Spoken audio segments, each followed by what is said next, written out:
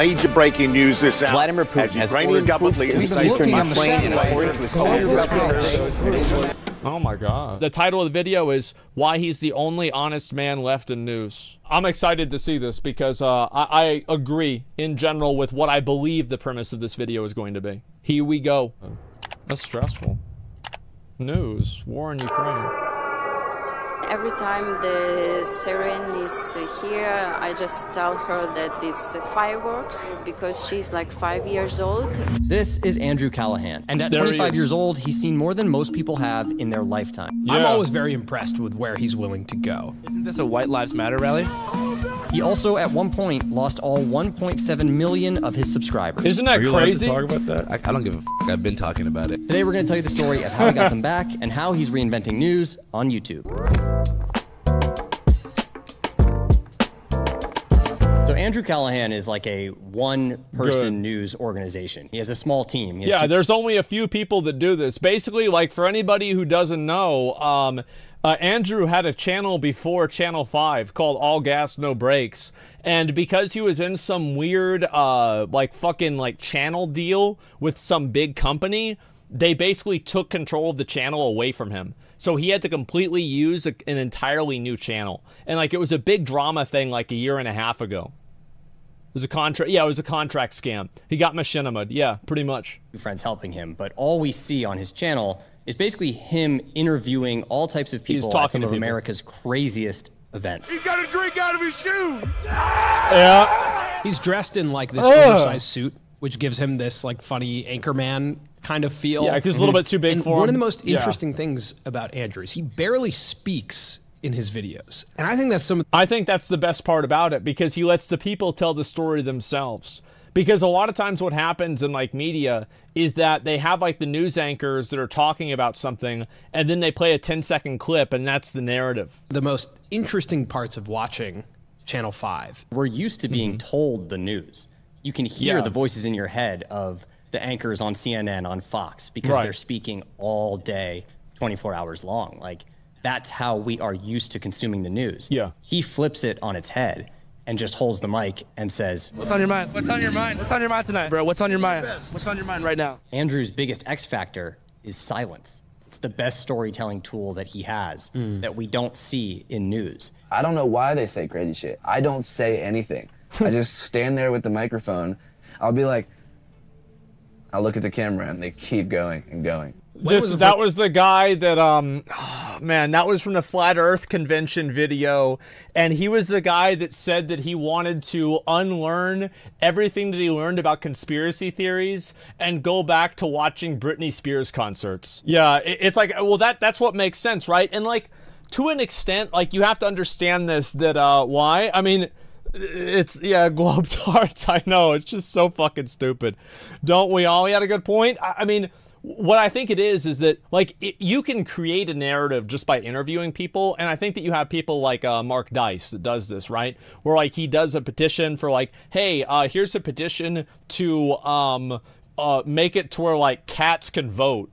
And, he'll interview people all day, and he'll find, 3 people that are just absolutely fucking crazy, or they just want to play along with it for whatever reason, or they're just really stupid, and they just fucking talk about how they want to let cats vote, and they sign their name there, sure. And, that does kind of create a narrative. But I think also, the Channel 5 videos are entertaining at the same time. And I think that's a big factor for it, too. But, of course, you can create a narrative without adding in your own personal opinions. All you have to do is emphasize certain things. First time you came across one of his videos? I don't particularly remember the first video I watched. I do remember when he lost all of his subscribers and he lost his channel. That for me was oh wow, that's awful. This guy can't believe that years happened. Of still his channel, and now it's all gone. It was up what they did to you, bro. What are you talking about? Man, they took your show, treated you like shit, dude. You created it from ground floor. Boom. True. And we're gonna get to that, just not right now. I remember coming across his content just because they're titled in this way, of these wild environments that you want to learn about, like NASCAR events. And the thumbnails are always some crazy looking person. And then he curates this experience of being on the ground at these events in a way that's funny. There's comedy. Show me your butthole! Well, marketing But then there's also this observational feeling where he shows you both sides of it. It's definitely different than... Well, I think he 100% does. And I think really the power and the value of the Channel 5 videos is that it humanizes people in a way that the mainstream media and like traditional media doesn't really provide. Like, for example, I think that two of the best examples of this is like Crip Mac and the Hoff twins. Is that Crip Mac and the Hoff twins, like, these are, I mean, these guys are clowns. They do some bad stuff, but they're also good guys in other ways too. And it takes somebody who, you know, would be probably completely fucking demonized by like media or something like that. And then it turns them into a real person and it makes them less one-dimensional than the words they use or what tattoos are on their face. And I think that's really what the value of the Channel 5 videos is it takes somebody who's like a flat earther or something like that, and it just asks them questions. It has them talk about stuff, and it has a real, human element to it. And it's not taking a person and turning them into the worst 10 minutes of their life and then pretending that's all they are. Talladega Nights, Channel how they 5 portray it. A lot of the dudes here are very professional and on their P's and Q's. There's a person driving every one of these race cars. By the end of the video, you get to this point where you're like, I laughed, I kind of learned. Like there's so many emotions that you go through watching his videos, just watching other human beings. The editing is very intentional. It is edited in a way where it should be entertaining. They're doing crash zooms, sound effects. We're your f***ing because this is Talladega. And even the placement of the interviews are really intentional. You'll get someone who's very conservative next to someone who's very liberal. And so what you're getting is entertainment, like and then you get to come up with your own opinion. And you see in the comments, that's what people love about his work. Whereas, yeah, it's about letting people come up with their own opinion. I think that's a really big factor because, like, also a lot of times, like, yes, it's very clear that some videos do paint a narrative in a direction.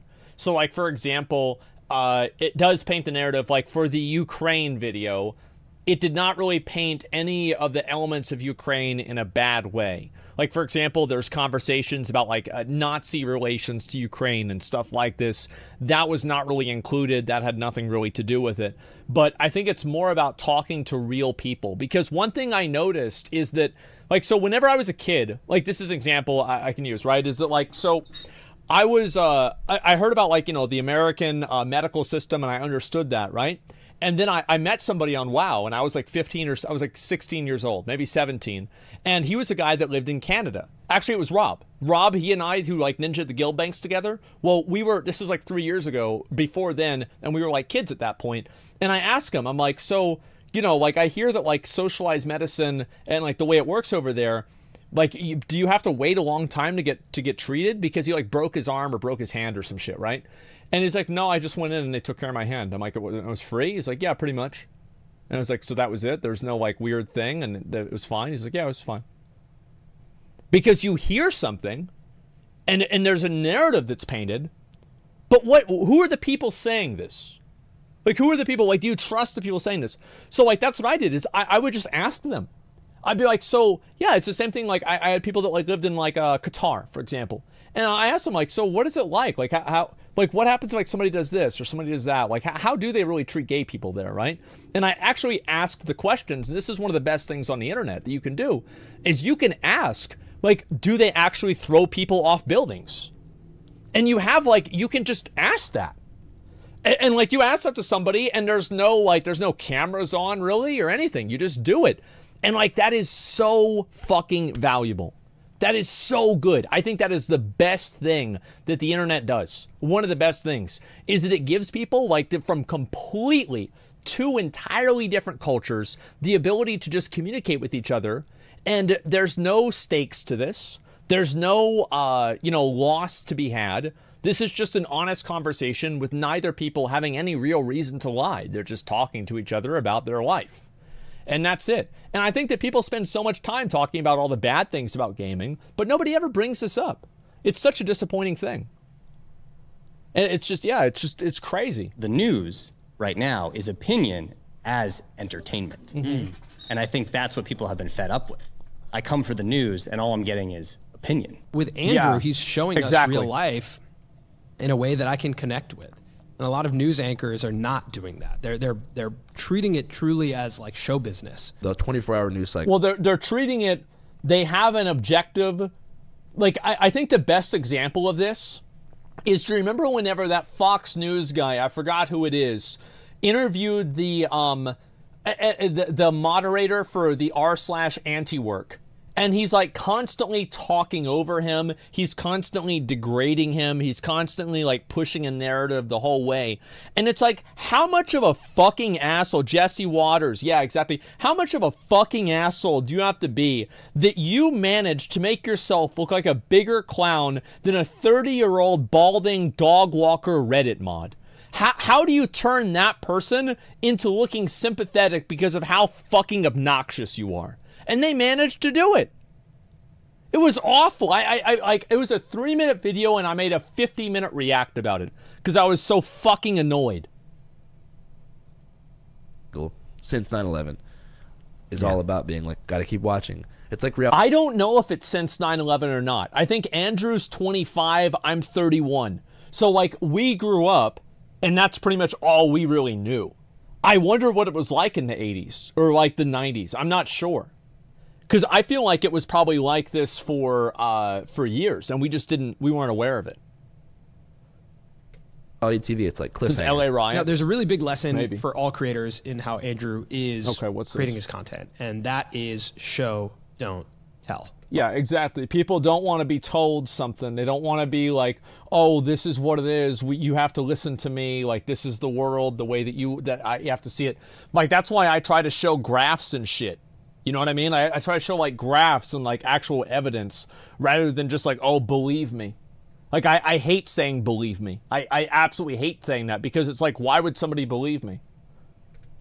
Buy an oversized large suit. That too. Like this looks professional, doesn't it? Check it out. Flash. Show don't tell suggests that rather than him standing in front of the camera and telling you about this event he's at, telling you what happened there, he's just showing you. One video that really stuck out to me from his recently is from the protests in Minneapolis after George Floyd was killed. This like visual of him on the ground with these people. And it's like, look at this, bro. Like, he's actually in the store fucking talking to the people while they're looting and burning down the store. This is real shit. And like, I can always respect somebody who's willing to fucking to actually have skin in the game, effectively, right? He's willing to put himself on the fucking line. This is actual, and like, where's the other news people? Like, maybe there's like a Fox News van that's like 5 miles out talking about how they're burning down the Capitol, you know, or something like that. Like, you don't really see that. It's just crazy, man. And so like, it's like going to Ukraine is like, it's just insane. And this is like, I mean, somebody could have stabbed him or hit him or attacked him or whatever. Like, he probably didn't have that many people with him. The riots were some of his best work, full stop, yeah. Visual of him on the ground with these people and the way they're talking to him. Cart. We tried peaceful protesting. We tried every different direction, and this was our last resort. Everyone feel, and like, that's the thing, is he's not telling the story. He's letting them tell the story. And he lets the audience, I think also like a big factor too, is that he lets the audience make up their mind. And that's something that news usually doesn't let people do anymore. Is that like, news presents one side of the story and they say this is the right side and that's all there is to it. And there's never like a cut at the end of the video of Andrew talking about how wrong X or Y person was in the video or anything like that, or trying to explain like why this person's wrong. He just shows what happened, and then at the same time he goes and he lets the people make up their mind. Looting is last resort. I've said this many times. I don't support any of the looting or any of the vandalism. I think it was completely unnecessary and it did nothing positive. I think it actually like served to like push things back a lot more. I'm absolutely completely against it. It was disgusting. Feel like that. Everybody feel like that. That's all I gotta say. And you're getting a real pulse of what's going on the ground. You actually get people. episode where he's just walking through the store that was just burned and was looted. Holy fuck, it's just on fire. He's just letting the camera walk through it and experience it. And in that moment, for me, I felt like, whoa, I'm actually getting placed. Like, I'm actually there. Because, like, yeah, it's like you hear about, like, oh, wow, there are these really bad riots and they're burning things down. But, like, you don't see that. Like, do I really trust a mainstream media organization, or really any sort of large organization of media, either whether it's like, you know, InfoWars or the Young Turks, right? These are not mainstream media, they're online media, but do I trust them? Not necessarily. Like, and you just have a person that's going through with a video camera and saying, like, what do you think? And that's it. That's what people want. It's authentic, yeah. This environment, I'm actually getting a feel for what this is like. And he's not saying if he agrees with it or doesn't agree with it. There's actually a ton of different opinions in that piece about what's going on. Fuck those other media outlets, because they're going to try to portray us in a bad light by only showing what's going on over here. At the end we are heard. This is the only way we are heard. It doesn't really make sense to me, to be honest. I think there's the right way to protest, and that's peacefully. Complete police reform. This is our future we stand up for. We making history right now. And in his videos, he sometimes will show the traditional news camera and how far they are from the actual people who are being talked about. Are you guys allowed to interview people? Yeah, we are. Person? Yeah. Sorry, we're about to go on air here, so I gotta... That video, too, was really significant for him. Wow, guys, damn. Like, they're really trying, they're pulling out all the stops there. Holy shit, what a pussy. Well, no, he's just, this is a guy, he's, you know, got a mid-level job at the the company, and he just doesn't really do a whole lot. That's about it, yeah. It's just they're pussies that don't want to do anything. They don't want to take any risks. They don't want to provide. And the truth is, they don't have to. The mainstream media doesn't have to go down and interview people because they just make up their own narrative in general. Yeah, there's no reason for there to. If it's something big like a protest, sure you trust the media. Why wouldn't you? Give me one example where they lied about something big, except for world wars. Where they lied about something big. I think that oftentimes it's not necessarily a lie. It's an exaggeration or a misrepresentation. Like, for example, they don't say A and not B. They do capital A instead of whenever it's actually lowercase a. Or vice versa. Because up until that point, he had pretty much just done comedy videos. Yeah. Where he is wearing that oversized suit. Which just goofball even shit. That suit stands for the take that he has on journalism. That he's almost like poking fun at what traditional journalism biggest thing like World Wars? Yeah, besides With that protest video, he's wearing his normal clothing.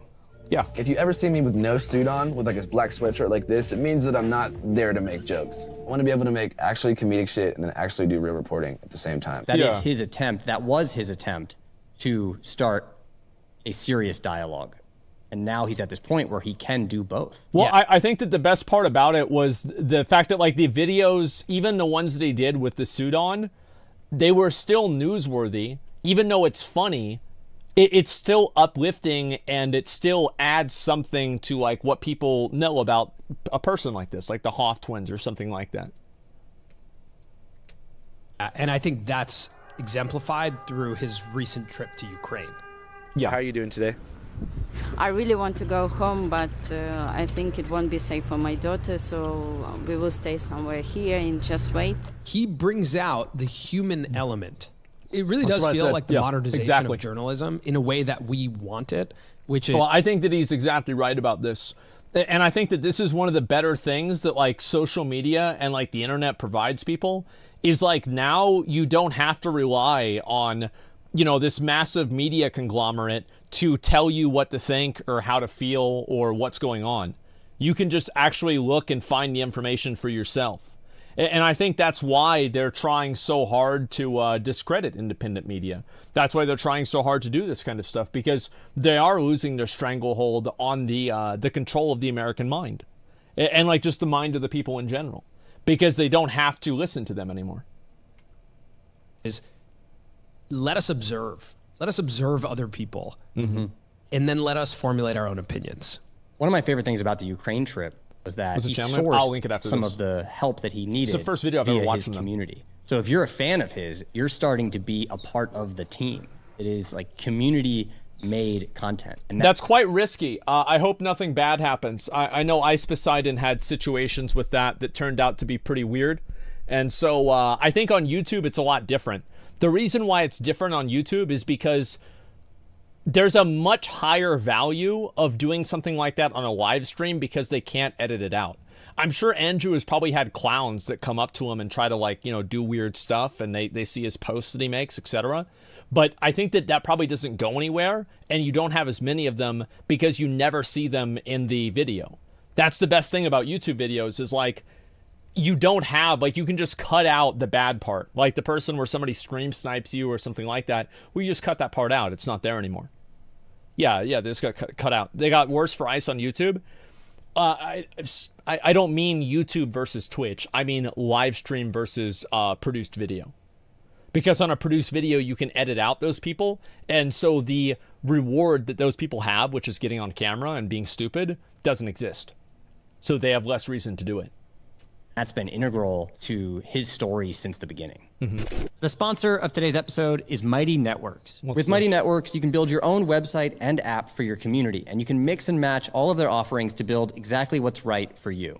So you can sell courses, memberships, you can create events, and your community can actually engage with each other all in an app that's branded for you. I think that's one of the coolest things. Actually, that's like a truly white labeled experience. Now, a creator that I watch every day is Yoga with Adrian, and she built a community on Mighty Networks. Bro, she's got 11 million subscribers doing yoga?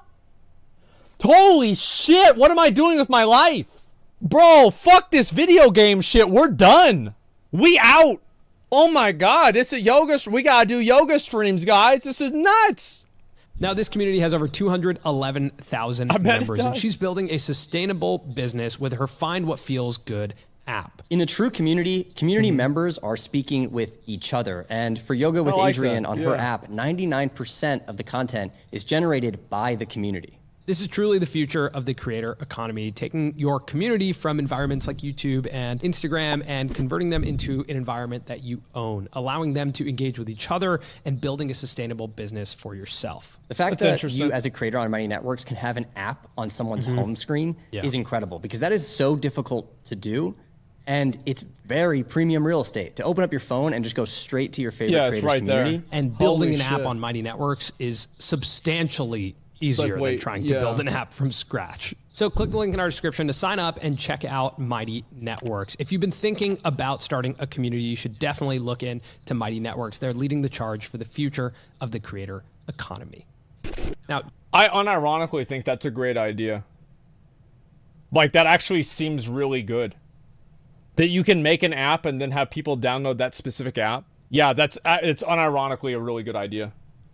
Channel 5 is not his first go at this. So if you go back to the beginning, smart. He is a journalism student at Loyola University in New Orleans, making like traditional news pieces. Imagine that. He decides to hitchhike across America, and he starts a zine. The first time I went hitchhiking, I was like 19, after my freshman year of college, and spent that entire summer with like a recorder at different bus stations and motels, just like talking to people, I guess on like the fringe of society, like real like road people. You know, like, I also want to emphasize what he's talking about right here is that, like, a lot of people think that success like this is overnight. Like, oh man, like, he just came out and his videos were really good, and it's like, how did this happen? It's like, that's obviously not true, right? Like, this guy grinded for years and years and years. He went to school for this. He worked his fucking ass off. He was doing this before he was really making any money for that. And I think that, like, every time that you hear a backstory like this, it's important to emphasize that there's, like, a massive, like, fucking... It's like in like the shows, like a fucking anime or like a, you know, an 80s karate movie where like they play the fucking Eye of the Tiger and it's like the training montage. but it's for creators, and the training montage doesn't have the eye of the creator. It has the eye of the let me think, of the landlord trying to get you evicted because you can't pay your fucking bills while you're trying to fucking make a living doing this, and it goes on for years. It's not just 3 minutes. It's brutal. So yeah, I think that it's important to keep this in mind, especially with Andrew and with anybody. Is that success like this doesn't happen overnight. It very rarely happens overnight. This is a story from my first massive amount of time and effort hitchhiking that was mistaken for a male sex worker. So that was pretty funny. Yeah. He pitches the magazine to Vice, and it's like a very ballsy move. He like walks into their office. I'm in the Big Apple to do big business, and no, I couldn't pitch anything. It just kind of gives you a sense for who he is and the fact that he is kind of unapologetic. It's not a bad idea for him to go to Vice, because Vice actually used to do the same thing, and I think that they still do it sometimes, is that they come out, like, they've had a lot of really great documentaries. Vice has done a tremendous job of, like, especially going around the world and, like, interviewing people. Yeah, that Vice really, like, I know that, like, some of their shit falls off, like, absolutely, but they do still have hits. I mean, to be fair, like, they do actually still have hits. We've watched some of just them. This guy, and he's willing to go places, and he's willing to put himself in situations that other people wouldn't put him in. Mm-hmm. Also, I just have to say, like, if someone told me they were starting a magazine, I'd be like, okay. If someone told me they were starting a zine, I'm like, I'm in. Yeah. Whatever that is, Zine carries a lot of weight. Zine is the coolest thing to start coming out of college. A zine. What's the difference between a magazine and a zine? Very different. Well, one's hip, one's not. A magazine, but structurally, is there a difference? Big difference. A magazine is what you find at the doctor's office in the waiting room. Okay. That's a magazine. Women's Health. A zine. Magazines, you know who's on the front page of magazines? Dr. Oz. Every single one. Any fucking health thing or anything like that, Dr. fucking Oz. Every time, yeah, and when it's not, it's Amber Heard. There you go. Is delivered to you at a coffee shop. Got it. Totally different. And that's it, yeah. Totally different. And a zine is always limited run. Limited run. It may be a one of one. It's less pages, and you don't actually open a zine. You just kind of have it with you and look at it. A zine. He hitchhikes across the country telling these stories, turns it into a zine, and then ends up striking a deal with Doing Things Media, a company that has a bunch of popular meme pages, to fund it and turn it into a video series. Right. They give him a salary, they fund his production expenses, they buy him an RV, and they agree to a revenue share on Patreon. I was young, dude. I was 21. Yeah. Planning to hitchhike and make a documentary about it, and this company was like, I will buy you an RV. These are the guys that finessed them. And give you 45 grand a year. Now, this deal feels pretty exciting for a young creator. You get paid a guaranteed amount of money to make the show you want to make, and Doing Things had told him he would have creative freedom. He just had to make a certain amount of content. And for a period of time, it's great. He turns the show All Gas, No Breaks into a hit show, a hit YouTube channel, over 1 million subscribers. But what ends up happening is that as he starts getting into more political content, Doing Things wants him to scale back and just focus on the comedy stuff, the party stuff. He's not interested in that. Doing Things is like, hey, we make memes. Yeah, like we have meme pages just about dogs. We're not trying to make crazy discourse happen here. We just, just trying to make people laugh. Just put their, but basically what he's saying is that they're a bunch of pussies. There are a bunch of pussies who are afraid of backlash. I am so sick of pussies, man. Like, it's so annoying and so exhausting for me. Like, yeah, it's just a good little safe content that never goes over the line or offends anyone. Get the fuck out of here. Ugh. Yeah, so they want him to scale back. He's not interested in that. And at this time, he signs on to make a movie with Doing Things as a partner. As I started shooting for the movie like full time, I wasn't able to make Instagram and YouTube and Patreon videos because I was overloaded. They were like, no, you got to make more. And so basically I was like, all right, how about this? If you guys want me to make more videos while I'm making a movie for you guys, I need more than 20%. They said no. Okay. And then so I said, okay, I'm not going to make any videos. I kind of like went on strike for All Gas, No Breaks. That's smart. That's what you have to do, is that you have to put your dick on the table. Like, that's what you have to, like, you have to just put your dick on the table and say, listen, bitch, this is how it's going to be. And like, that's how it works. Like, it's because if you don't do that, The thing is, a lot of these places rely on you rolling over. And that's what it is, yeah. And it didn't happen. It didn't work. Eventually, they lock him out of the accounts, and he doesn't even have access to the all gas, no brakes, social accounts, the YouTube channel, everything, and it goes dark. Now, there's one very critical piece of information that Andrew didn't realize when he signed this deal. Doing Things Media owned 100% of the intellectual property of All Gas No Brakes. And that's what fucking happens, because they get guys like, this is a guy, he's a journalism major. He probably doesn't know about contracts and shit like that. Now, obviously for me, I would have known about that because I scam people. And so like, I knew like, okay, you have to read the fine print because that's where they're going to scam you. And so that's the first place I'd look. But there's a lot of people that didn't grow up doing this fucking degenerate shit that I did. So yeah, like they just get taken advantage of. The same shit happened to, I think it was Brain Deadly with Machinima back in like 2009. And then it's happened to a bunch of other creators over the course of time where they get locked into these like in perpetuity contracts or non-compete contracts. And you have somebody who's doing incredibly well. Dave Chappelle, there's one of them, I'm pretty sure. I don't know the details to that. Is that like a lot of this stuff happens, and what they are expecting is they go with a buckshot method, is they pay a bunch of people $45K a year, right? For example, like with Andrew. And what they do is they hope one of them does really well, and then they make a lot of money off of that person in a way that I think is not really fair, although the person didn't contractually agree to that, and I think that's fair, right? I think that the worst part of this kind of stuff is not only do they own your videos, it's like the intellectual property rights is like the main thing, but the other thing is like your ability to leave the contract. Like that's the bad stuff that really, really is predatory in like some of these contracts. It's awful. Didn't that happen to Tfue? Tfue's contract with FaZe, what happened with that? I'm trying to remember. That had to do with his tournament winnings, and I don't remember exactly what happened. Get its capital S like stolen. I signed a shitty contract when I was 21, which I didn't realize gave me no IP. He didn't know. Yep. And technically he was an employee. He signed an employment. And that's what they do that on purpose. They do that on purpose to get people that are young, that have talent, that have ambition, to take advantage of them and farm them out.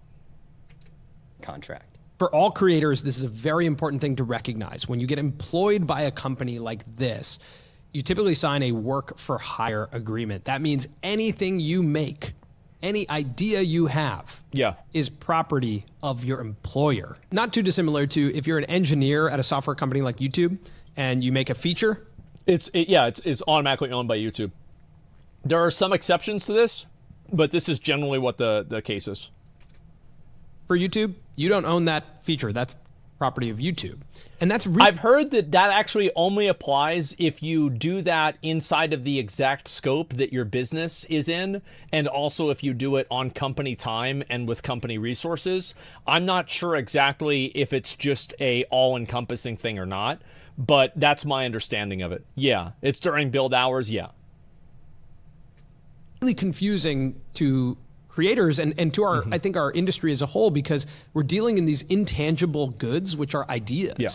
You have a great idea and you're like, that's my idea. And in this instance, you may be the face of the idea. Yeah. True. Which makes it even more difficult, right? Sean Evans came up with the idea for Hot Ones, but Complex owned it and they still do. The key learning for creators here in Andrew's story is get a lawyer or get someone to read your contracts before you sign a contract like this. Yeah, this is something that like, because also it's bad for, it can be bad for both parties, especially if there's like a misunderstanding about something. It's very common to have like a lawyer or an agent or somebody like that, you know, to look over everything and figure it out. Get a lawyer at 21. And that's a very good point, is because retaining a lawyer or actually having them review a contract with you like this, like I think like bare minimum, this is like $100 to $200. I would say, and it's like a lot of those people probably don't have that resource, right? That's why they're coming there in the first place. Yeah, probably more like 500. I'm talking about like bare bones, like just, can you review this contract for me? Like usually they get billed per hour. That's usually how it works. And like, I don't know how legal fees are now. I'm not 100% sure, but it's usually like $100 to $400 based off of the amount of time. I think it would probably be like, yeah, 100 hours, like probably like 1 hour, 1 to 1.5 hours. And B, you know, the trade-off of employment is ownership. 450 to 1K. If you want to be truly independent, be independent. Luckily for him, because of his format and because of the relationship he built with his audience, he was able to start again. All gas. Well, it has nothing to do with the original content creator company. Like, it has nothing to do with them, so it doesn't matter. Breaks goes dark. Yeah. And Andrew relaunches with Channel 5, and supported by Patreon and his community coming over and being like, yeah, we're with you. We're not with All Gas No Breaks. We're with you.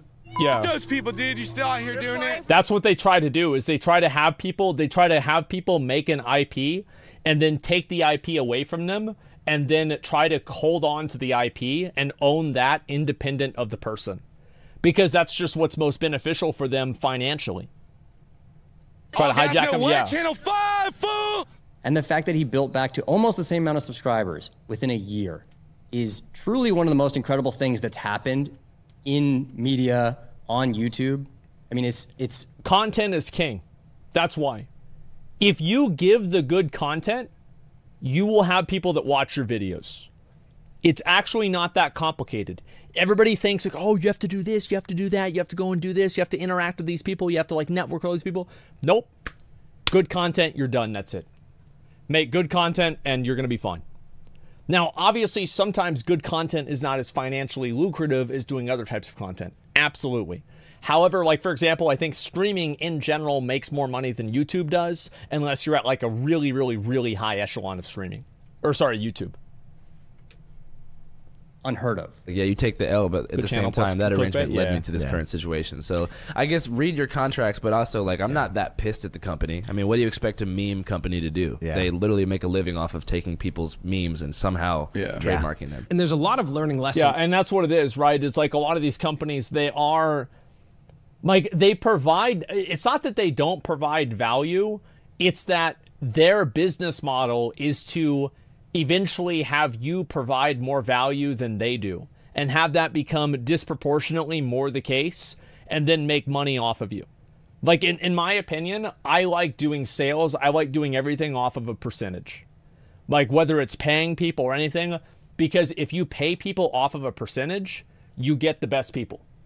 Like, that's my opinion. Yeah, pay them off a percentage. In that story, but one of the primary ones is that people follow people. That's a really important thing to learn for the whole industry, is that everyone went to follow Andrew. When we talk about the news industry, of course, there's these big networks, but it's actually a lot of the hosts that we're engaging with on those networks. And then you take it a step further when it went to... I would actually disagree with this, with the mainstream media argument, because you can actually use Bill O'Reilly as an example. Whenever Bill O'Reilly was like effectively excommunicated from Fox News, I feel like a large amount of his audience didn't really follow him to his own show. Yeah, I don't really think that that's the case. I think it's the case with some people, and it's not the case with other people. I don't think it's necessarily a guarantee. Like, how many other people broke off and did their own thing? You could say, like, Stephen Colbert, whenever he was... Because Stephen Colbert, and also John Oliver, both of them were contributors to The Daily Show with Jon Stewart, and then John Oliver went and he did his show, and then Colbert went and did The Colbert Report, too. Yeah, Megyn Kelly, I don't know how she's doing. I've got no idea. And let's see here. Fuck it, we'll do it live. Yep, there it is. That's him. How about Conan O'Brien? Howard Stern? Howard Stern. Yeah, I guess that's probably true whenever he got acquired by Sirius. This was like maybe, what, 10, 15 years ago or something like that. Sure. And it really depends on the person and the quality of their content. Yeah, Argue Hassan did that. He left the Young Turks. Yeah, maybe you could say that. Maybe with Hassan. Maybe you're right. It's old audience. That's actually a really good point. It's, yeah, younger audiences are much more likely to follow than older audiences, because older audiences are conditioned into the normal mainstream like way of consuming media. They're not going to go online to follow a podcast. They're not going to do that kind of stuff. But the younger audience will do that. And social, Where right now, the way I understand the news is through a mix of Andrew Callaghan, Johnny Harris, Cleo Abram. Like, these are individual people that we're learning the news I haven't from, seen the other not two. networks. And that is what YouTube has unlocked. What's interesting is that when asked about what he wants his legacy to be, he didn't say reinventing journalism. Yeah. He actually said he just wanted people to travel the U.S. and learn about all of the different subcultures that are there, that hopefully he inspires people to get in a van and travel like he did. It's not. I think that's a big factor too, is that you have a lot of people who only get their information about somebody, and this is what I was saying before about like the internet, right? Is like they only get their information about Canada from, you know, CNN or Fox News. Well, that's not the same as going to Canada and being there. And this is what I've said before. Like, remember, like, many times people have asked me about, like, what do I think about, you know, X or Y European conflict? And I always say, I don't really know. Like, this is what it seems like to me. But I don't live there. I don't speak their language. I'm not in their culture. I don't know anybody that lives there. How the fuck can you really understand what the problems of another country is if you can't even speak the language that they use there? You know, you can't understand the real nuances. Yeah, of course you can. It makes sense, right? It's like you've got the massive bad things, right? It's like, you know, that like Joseph Kony's child army is bad regardless. But I think that in general, it matters more kind of like what, like how in tune you are with the culture. Much that people come out the jump like hating different people, but it's hard to break out of unless you travel and talk to people that you might not be used to talking to, as long as you're Spend 10 years, safe and Kony able to do it. Obviously, with what I'm, We're gonna the get body them, I've been given, it's easier for me to talk to people than maybe other people and most people. And that's another thing. It's like there is a certain level of survivorship with this, is because for every person who's Andrew, there's plenty of other people who move away from like their mainstream company and or their like holding company or whatever you want to call it, and they kind of fall off because they can't fund it, they can't do what they want to do, and it just doesn't work out. So yeah, you do have a certain level of survivorship bias, but I do say that a lot of people that like anybody who's successful works hard. Not everybody who's successful, not everybody that works hard is successful, but everybody who's successful works hard, pretty much. So it's like, it's not like, oh, it's a guarantee it's going to go well if you work really hard and you have a good idea. Sometimes people don't get lucky. But at the same time, you have to try as hard as you can, because if you don't, that's not it. Cap? No? Lamau inherited wealth? Oh, I'm talking about like on the internet, right? Yeah, of course, right? Somebody inherits $1 billion, right? If your dad's Sam Walton, I think that you've got a pretty big advantage in life. Absolutely. That's not what I'm talking about. I'm talking about like making content online, etc. If people, I think a lot of people want to say that it's luck or something like that. And I think that obviously like there are things that are lucky. For example, like somebody can be, you know, like more attractive, which can help them, or they can be better with speaking, which can help them. And, you know, that has to do with socioeconomic factors. Like, yeah, sure. Like you have things like that. That's with anything. But at the same time, you also have a lot of actual work and hard work. And I think that was the emphasis that I was putting on earlier with like him having that magazine and everything. Is that like this guy was grinding before it was paying out a paycheck. It wasn't like doing anything like that. He was grinding at the very beginning. And people don't see that. I appreciate your careful language. Well, it's just true. Yeah. I mean, I'm not telling everyone, yo, plunge into the heart of Alabama. F it. You know, I'm just saying, even if you are very politically minded, get to know your enemy a little bit. And just travel the country before you go internationally. Yeah. That's the main thing. All right, so that's the story of Andrew Callaghan and why we think he's such a profound creator here on YouTube. Make sure to check out Mighty Networks. The link is in the description. Community is one of the most important things that a creator can have. We want to be building this show with you, so drop someone in the comments, a creator that you think we should profile. All right, see ya. Welcome, welcome, welcome. Give me 1 second. Let me go back and watch this. Welcome. Jesus Christ. Train, come on. Give me a second. I'll just open it up again. It's not that big of a deal. Oh my God, I'm messing my thing up. Okay, where is it here? There it is. Okay, all right, we got it. So yeah, this video was really good. I actually was impressed by this. I thought it was really well put together, and generally, I agree with pretty much everything they said in the video. I've never watched their stuff before, Colin and Samir. But honestly, if they have like more videos like this about different content creators and like more of an analysis of them, especially like their background, I think that's really useful. So yeah, I mean, if you guys want to watch the video and follow their channel, there you guys go. I think it's great. I do. I think it's really, really good. But yeah, I do think that luck obviously plays a factor, and this is like a very common conversation that people make. Luck is where hard work meets opportunity. Yeah, I think so. And like the more that you take risks, and the more that you try to work hard and do something, the better your chances of getting lucky. Obviously, there are some people that just simply don't do well, and there's a lot of reasons, and like there's obviously the odds are stacked up against you. Pretty much no matter who you are in one way or another, but they have to, like, you have to at least try to do something. And I think that the idea that like, oh, well, because some people get lucky, or, you know, you feel like, oh, this person had an unfair advantage, that doesn't really mean that like it's the right thing for you to do to not even try. You know, like work harder also means work smarter too. I think that's another big factor, is there's a lot of people out there that try really, really hard to They try really, really hard to do something, but they don't actually know how to go about it in the smartest way. It's like you have some people that like they stream 14 hours a day and they have 3 viewers. It's like, well, maybe you should do something different because this clearly isn't working. It's almost like if you're trying to like hammer in a piece of wood, if you use your head instead of a hammer to hammer in the nail, does that make you smarter because it worked, because you worked harder? No, it doesn't. Probably the opposite. So I don't think that working harder is always a good thing. It's always about outcome and the effect that you have. So it doesn't matter if you work really hard or you don't work hard. It doesn't make a difference. As long as you are generating an outcome that's positive, that's what matters. It doesn't matter if you spend an hour to do that or, 10 hours to do that. Setting expectations, yeah.